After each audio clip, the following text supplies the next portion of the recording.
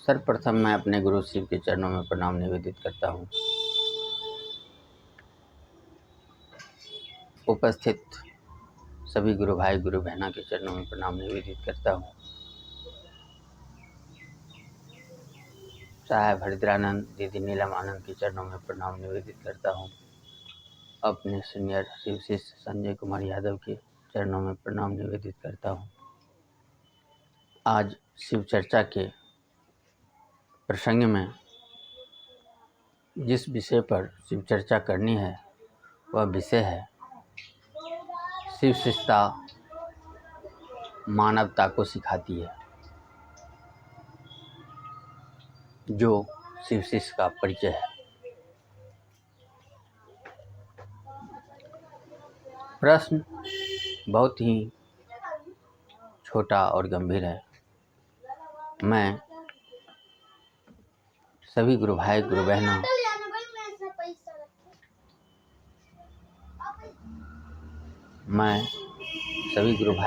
बहनों तमाम उपस्थित दृश्य अदृश्य गुरु भाई गुरु बहना के अंत आत्मा में बैठे शिव को प्रणाम निवेदित करता हूँ और मुख्य प्रसंग पे आता हूँ। शिव शिष्टता मानवता सिखाती है। मानवता मानव से बना है। मानव हम उसे कहेंगे जिसमें आहार निद्रा भय मैथुन और विवेक ये 5 गुण हो। ये 5वां गुण विवेक जिसमें नहीं है वह मानव सदृश जरूर है लेकिन मानव के योग्य नहीं है। उसे अन्य जीवधारियों की श्रेणी में ही गिना जा सकता है। इसीलिए अगर हम मानव हैं तो मानव का गुण दिखना चाहिए।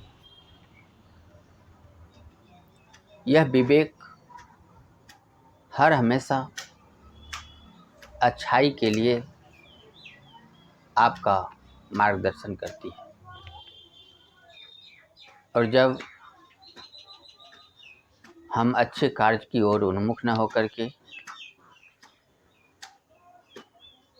गलत कार्यों में संलिप्त हो जाते हैं तो वहाँ विवेक का जिम्मेदारी विवेक का उपयोगिता समाप्त हो जाती है। हम शिव शिष्य जो आत्मगुरु शिव को अपना गुरु माने हुए हैं। आत्मगुरु शिव इसलिए कि वह जब तक हम में उपस्थित है सजीवता का बोध करा रही है तब तक हम उस शिव के अंश हैं और यह शिव को अपना गुरु मान करके उनके दिए गए अभिप्रेरित मार्गदर्शन पे चल करके हम इस आत्मा को परमात्मा तक पहुंचाने का कार्य करते हैं। एक मानव की आवश्यकता है आहार निद्रा भय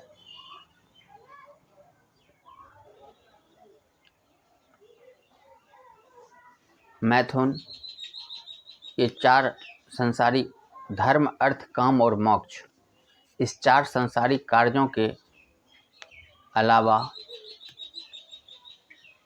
कुछ भी उसके लिए अभिप्राय नहीं है।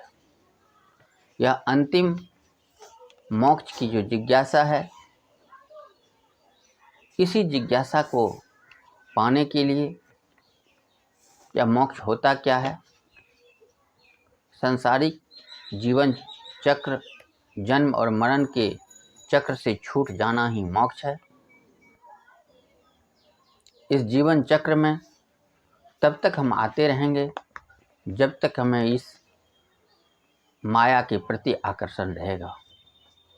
हम ऐसे कर्म फल में लिप्त हो जाते हैं जिसका प्रायश्चित कर्म फल हमें भोगना पड़ता है।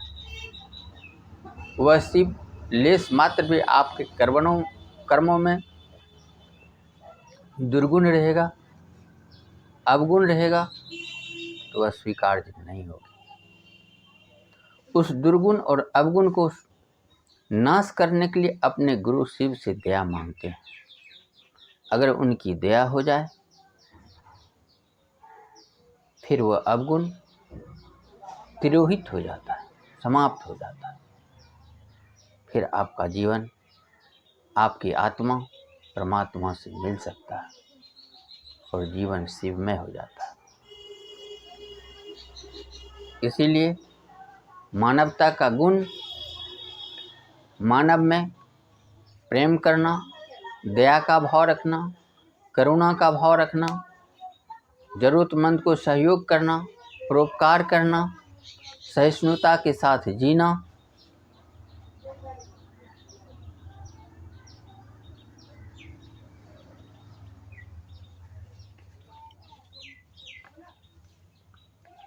अहिंसा का अधिकाधिक सहारा लेना, मन वचन कर्म से किसी भी जीव को कष्ट न पहुंचाने का ध्येय रखना, ये सारे गुण आपको आदर्श मानव की कोटि में रखता है। और जब आप संपूर्ण विश्व के जीव में शिव की उपस्थिति मानकर उसके साथ अच्छे संस्कारवान की तरह व्यवहार करेंगे, ऐसे किसी भी आचरण, दूषित आचरण से क्लेश पहुंचाने का कार्य न करेंगे, या जीवन का ध्येय हो तो वह उस व्यक्ति का व्यक्तित्व शिव शिष्य बनने की ओर अग्रसर हो जाता है। देही की गुरु इसी आत्मा को परमात्मा से मिलाने के नाम पर आचरण को परिष्कृत, संशोधित, योगाचार के नियम सिखाने के नाम पर खुद को गुरु बन जाते हैं और अपने विचार को मानने वाले अनुयायियों को चेला बना लेते हैं। आप तमाम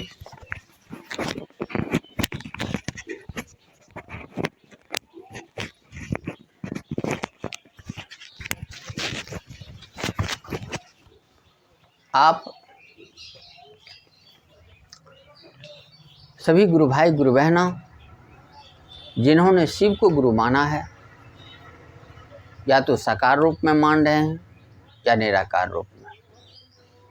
साकार रूप में जब आप का यह भाव होता है हमारे भगवान हैं, आप उसके प्रति भक्ति का भाव दिखाने के लिए जल और बेलपात्र वगैरह वगैरह लेकर के मंदिर पहुंचते हैं, तो आप भक्त के रूप में होते हैं।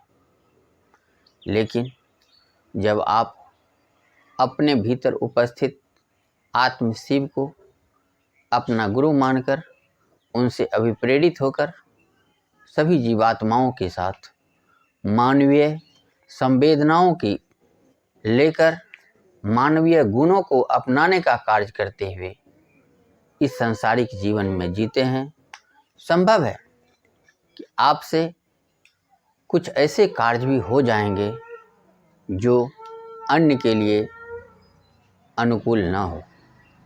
यहाँ पर हमें चिंता नहीं करनी है। अधिकाधिक लोक कल्याण का भाव आपका होना चाहिए। कम से कम अगर असहनीय, पीड़ादायक, कष्ट की भी स्थिति हो, इसे उस शिव पे छोड़ देना चाहिए जिन्होंने मुझे ऐसे कार्य करने के लिए अभिप्रेरित किया है। तो अधिकाधिक लाभ और कम से कम क्षति आपको शिव शिष्य बनाता है। आपको महान ध्येय की प्राप्ति करने के लिए ऐसा करना चाहिए। इसीलिए शिव शिष्यता मानवता को सिखाती है, जो शिव शिष्य का परिचय है। आज इन सारी चर्चाओं को मैं अंतरिक्ष साम्राज्य में संप्रेषित कर रहा हूँ। जय महादेव। शिव शिष्य मनोज का प्रणाम।